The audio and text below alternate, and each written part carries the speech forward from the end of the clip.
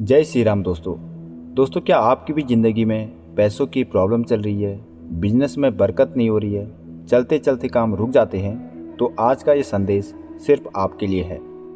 इस संदेश में कुछ पंक्तियां बताई गई है जिनका यदि आप जाप करते हो तो कसम से आपके रोंगटे खड़े हो जाएंगे। ये आज भी रहस्यमय बना हुआ है।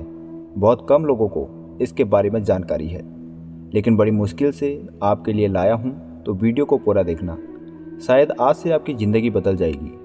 बस आपको पूरे विश्वास के साथ, आस्था के साथ इसे बोलना है, बाकी सब वो देख लेगा।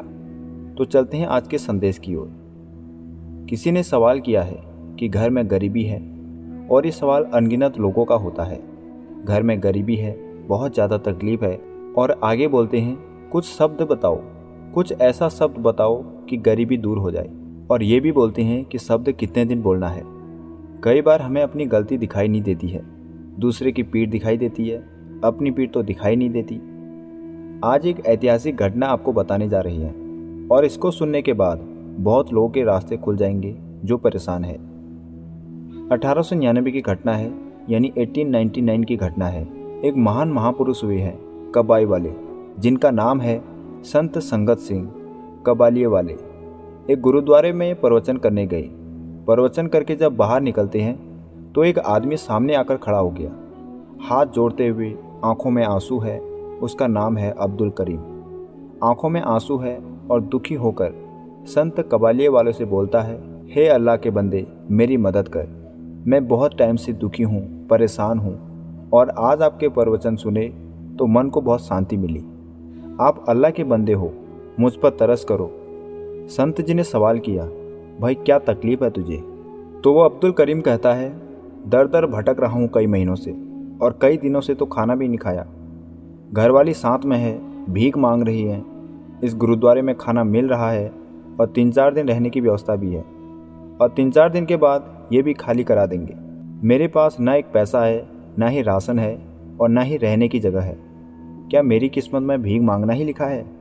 मैं भीख मांगना नहीं चाहता, मैं मांग कर खाना नहीं चाहता, मेहनत करना चाहता हूँ। काम मांगने जाता हूँ पर काम नहीं मिलता। दर दर जाके थक गया हूँ, कोई काम नहीं देता। और अंत में अब्दुल करीम कहता है कि हे अल्लाह के बंदे, मुझे कोई कलाम दे दे जिसे मैं पढ़ूँ और मेरे सारे काम बन जाए, मेरी गरीबी दूर हो जाए। संत ने कहा, मुझे तेरी बात अच्छी लगी। तू भीख नहीं मांगना चाहता, इज्जत की खाना चाहता है।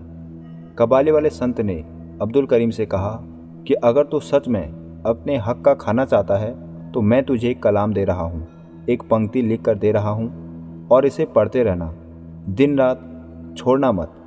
गुरुदेव भला करेगा, तेरा अल्लाह भला करेगा। उसने सेवादार को बोला और कलम और कागज़ मंगवाया और पंक्ति लिखकर उसे दे दी। संत ने अब्दुल करीम से कहा कि तू मेहनत का खाना चाहता है, मांग कर नहीं खाना चाहता। तेरी सोच नेक है, इसलिए तुझे कलाम दे रहा हूँ, इसे छोड़ना मत। वो पंक्ति लिखकर वो कागज़ अब्दुल करीम को देकर चले गए, और अब्दुल करीम दिन रात उसे पढ़ने लगा। 2 दिन बीते, 4 दिन बीते, और चिंतित भी है और पढ़ भी रहा है। चिंतित इसलिए है कि गुरुद्वारे वाले पता नहीं कब उसे वहाँ से निकाल देंगे। तभी कहते हैं कि वहाँ एक फौजी सूबेदार आया। वो रोज़ वहाँ गुरुद्वारे में माथा टेकने आता था। ये 4 दिन से वहाँ बैठा था, और सूबेदार की नज़र उस पर पड़ी। सूबेदार उसके पास जाता है और बोलता है, भाई कौन हो तुम, कहाँ से आए हो? 4 दिन से देख रहा हूँ यहीं पर बैठे हो। तो अब्दुल करीम ने अपनी सारी बात सूबेदार को बताई, और सूबेदार ने पूरी व्यथा सुनने के बाद उससे कहा कि मेरे पास काम करोगे? मेरे पास बहुत सारी ज़मीनें हैं और बहुत सारे मजदूर वहाँ काम करते हैं, और मुझे एक ऐसा बंदा चाहिए जो उनसे काम कराए, उन पर नज़र रख सके। सूबेदार ने कहा, अगर मेरे पास काम करोगे तो रहने के लिए कमरा भी दूंगा और 60 रुपये तनख्वाह भी दूंगा। उस समय में 60 रुपये की वैल्यू बहुत ज़्यादा थी।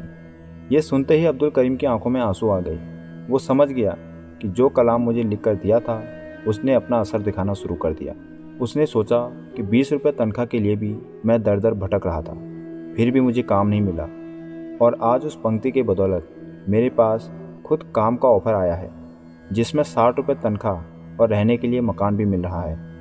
फौजी सूबेदार ने कहा, तेरे होंठ क्यों काँप रही हैं? तब अब्दुल करीम कहता है कि मेरे होंठ नहीं काँप रही हैं, मैं संत जी द्वारा दिया हुआ कलाम जाप रहा हूँ। उन्होंने बोला था दिन रात जाप करना।